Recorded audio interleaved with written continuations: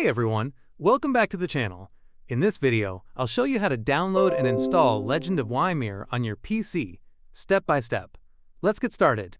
Open your browser and go to Google. Type Legend of YMIR in the search bar. Click on the first result, which should be legendofymir.com. This is the official website. Once you're on the website, click on the Play Now button. A new page will open. Click Download to start downloading the launcher setup file. When the download finishes, open the file to begin installation.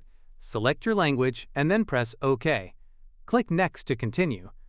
Press I agree to accept the terms and conditions.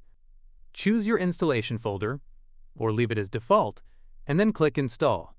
Make sure the box that says Run Legend of YMIR is checked. Click Finish to complete the setup. Now the launcher will open automatically. Inside the launcher, click Play Now to begin downloading the rest of the game files. Wait patiently. The download may take a few minutes depending on your internet speed. Once the download finishes, you'll be prompted to sign in. Select the account you want to use. You can usually log in with your email or game account. After signing in, click Play, and that's it.